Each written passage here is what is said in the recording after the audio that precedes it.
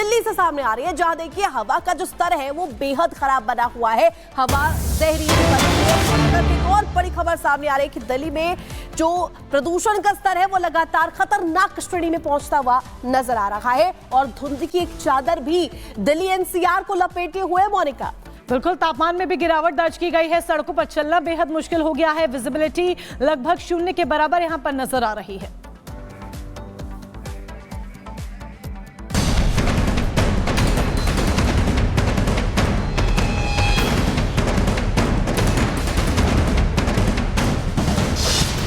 दिल्ली में सांस लेना हुआ मुश्किल।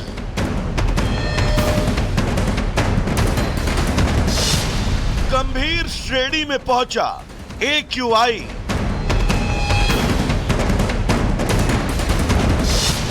टूटे प्रदूषण के सभी रिकॉर्ड।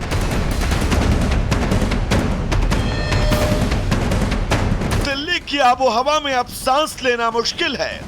बीते दिन इस सीजन में पहली बार हवा सबसे गंभीर श्रेणी में दर्ज की गई। दिल्ली में हवा किस कदर प्रदूषित हो चुकी है, इस बात का अंदाजा इससे लगाया जा सकता है कि दिल्ली में दर्जनों ऐसे इलाके सामने आए जहां हवा की स्थिति खतरनाक स्तर पर पहुंच चुकी है, यानी कि 400 के पार।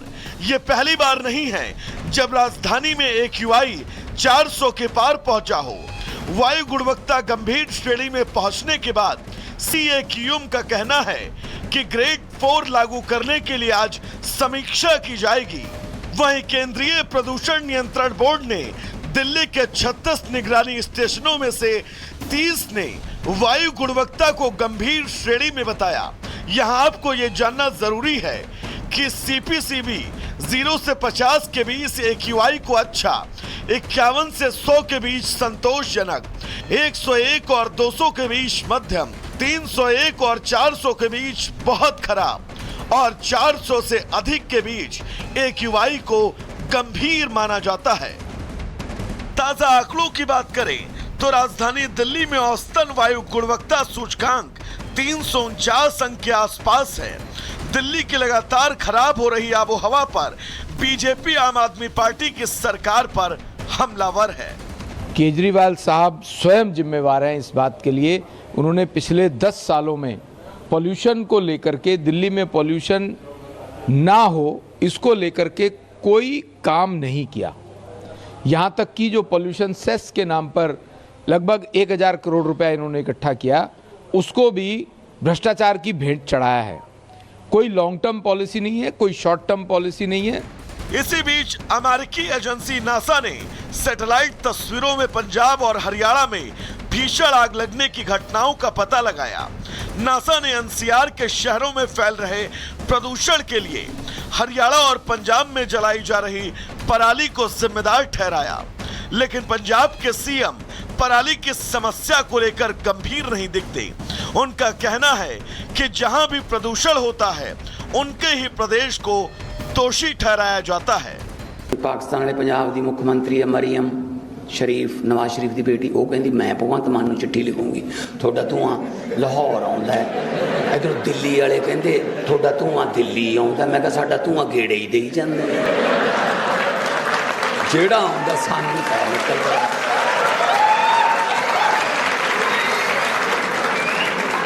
तू भी लिख लै चिट्ठी बीबा, मैं कहना पहला एक पाकिस्तान वाली तो दुखी रहे हैं, तू भी कर लै। हालांकि कोई नई बात नहीं है। अक्टूबर नवंबर में हर साल दिल्ली की हवा में जहर घुल जाता है। हालात तो ऐसे हो जाते हैं, न जीते बनता है और न ही मरते।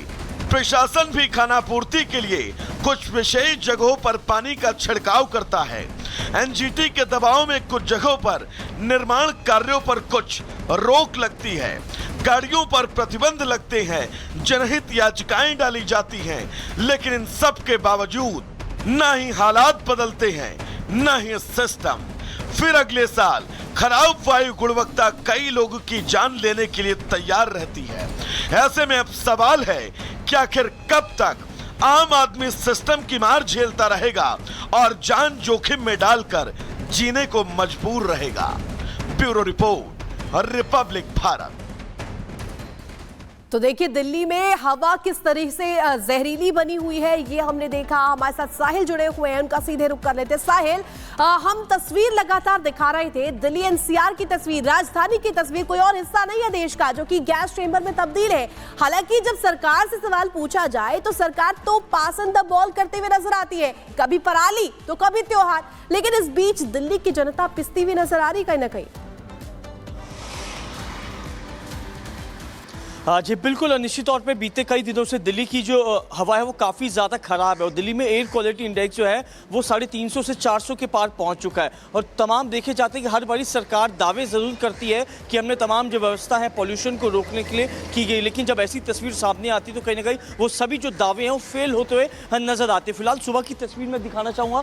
देखते जो तस्वीर है काफ़ी धुंधली नज़र आ रही है, जो विजिबिलिटी है वो कम हो चुकी है। वजह यही है कि दिल्ली में दिनों दिन जो पॉल्यूशन का लेवल है वो बढ़ता जा रहा है और दिल्ली के ज़्यादातर जो इलाके हैं वो प्रदूषण की चादर से ढके हुए नजर आ रहे हैं। लेकिन इस बढ़ते पॉल्यूशन का जो खामियाजा है वो आम जनता को भुगतना पड़ता है, क्योंकि जो जनता सुबह शाम के समय घर से बाहर निकलती है, बुजुर्ग लोग हैं, जो छोटे छोटे बच्चे हैं, उनको काफ़ी ज़्यादा दिक्कतें हो रही हैं, क्योंकि उनका कहना है उनको सांस लेने में दिक्कत होती है, आंखों में जलन होती है, जिसकी वजह से उनका घर से बाहर निकलने में काफ़ी ज़्यादा मुश्किल हो गया। अब बात करते हैं दिल्ली की जहांगीरपुरी इलाके में, तो वहाँ पे AQI लेवल 470 बना हुआ है। दिल्ली के मुंडका इलाका जहाँ पे फैक्ट्रीज चलती हैं वहाँ पे भी एयर क्वालिटी इंडेक्स 461 बना हुआ है। तो दिल्ली के ज़्यादातर इलाकों में AQI लेवल 400 के पार पहुँच चुका है।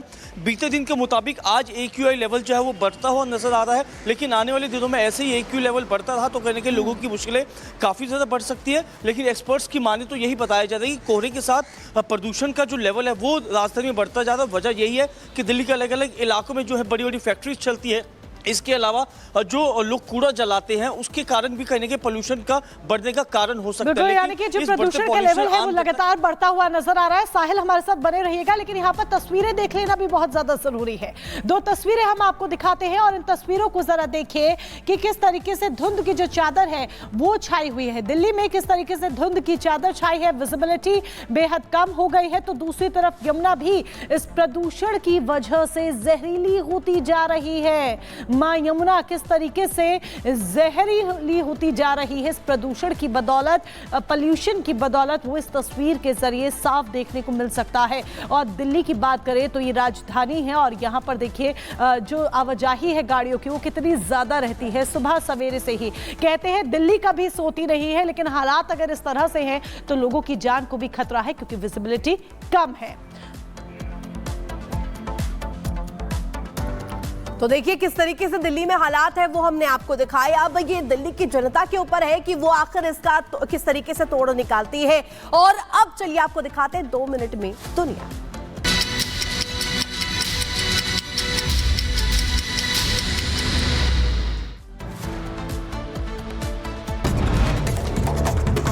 लेबनान की राजधानी बैरूत में रिहायशी इमारत पर हमला हुआ। इजरायली हवाई हमले की तस्वीर सीसीटीवी कैमरे में कैद हुई।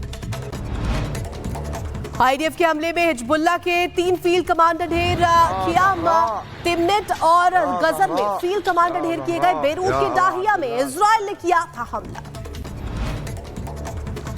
अमेरिकी सेना ने यमन में हौथी ठिकानों पर हमला किया है। ट्रक के पास खड़े 2 आतंकियों की मौत हो गई। संयुक्त राष्ट्र शांति अभियान के प्रमुख जीन पियरे लैक्रोइक्स ने दक्षिण लेबनान का दौरा किया। हमलों में घायल लोगों और मृतकों के परिजनों से मुलाकात की। इजरायली युद्धपोत पर ड्रोन अटैक, इराक से इजराइल की ओर लॉन्च किए गए ड्रोन। इजरायली सेना का दावा, ड्रोन को मिसाइल बोट ने मार गिराया। इजरायली सेना का गाजा पट्टी में हमला जारी। गाजा पट्टी में तैनात रॉकेट लॉन्चर को भी तबाह किया गया। गाजा पट्टी से इजराइल पर हमले की थी तैयारी। व्हाइट हाउस में जीत के बाद बाइडेन से मिले ट्रंप। बाइडेन बोले वेलकम बैक, शांतिपूर्ण होगा सत्ता का हस्तांतरण। ट्रंप बोले राजनीति कठिन लेकिन दुनिया अच्छी। ट्रंप और बाइडेन की मुलाकात